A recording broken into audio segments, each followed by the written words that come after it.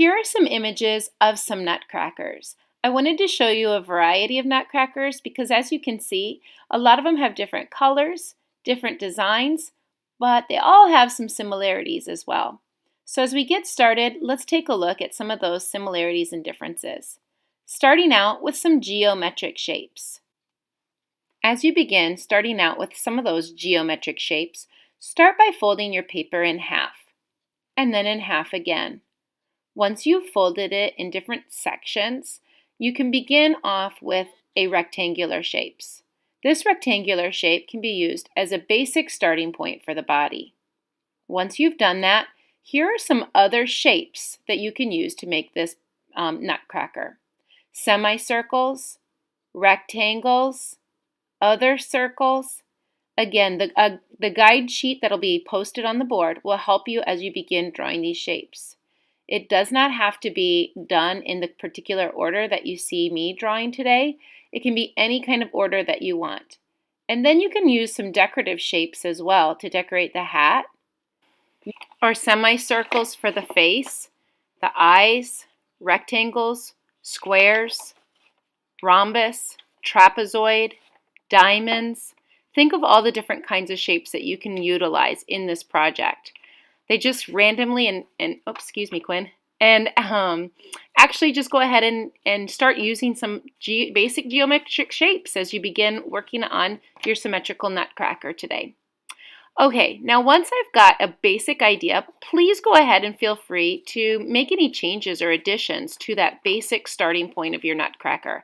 As you can see, as I'm sketching in pencil, these are some basic sketches, some ideas that I wanted to incorporate onto my nutcracker. And then lastly, I'm just going to go ahead and make some cool designs that I thought might look interesting onto my nutcracker's boots, lines or shapes that I could utilize, and I just had fun drawing the rest of my nutcracker.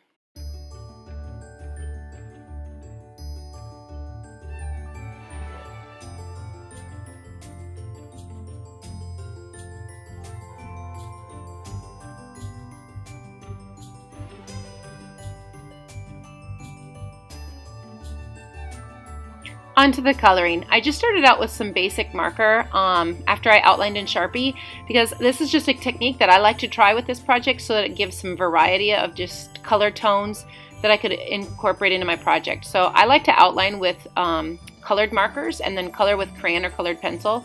Again, just kind of gives me a little bit of dimension into this project. So you'll see me doing that in this video.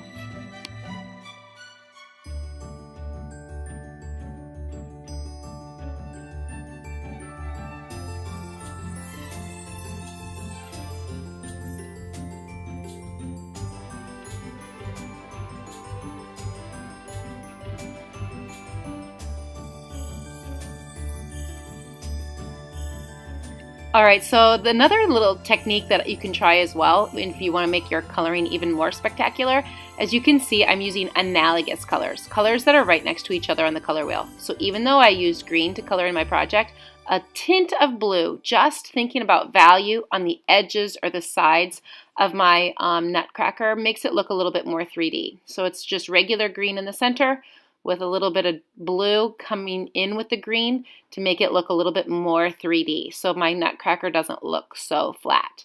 Again, analogous colors are colors next to each other in the color wheel. So green and blue right next to each other.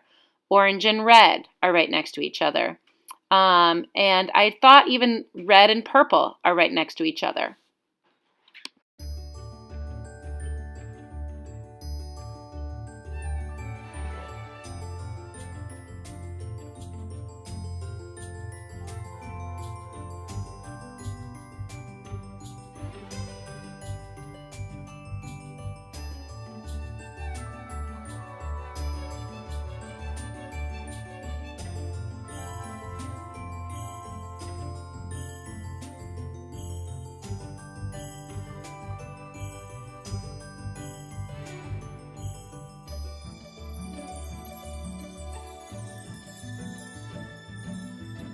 If time allows and you finish your nutcracker, go ahead and start using any of the material choices available to decorate your background. It just gives your project a little bit more interest So you can just take your markers, crayons, colored pencils, any supply that you find in the art room to make anything into your background that you would like for your Nutcracker. A tree, snowflakes, candy canes, gingerbread, anything that you would like to add into your project. Have fun, everyone!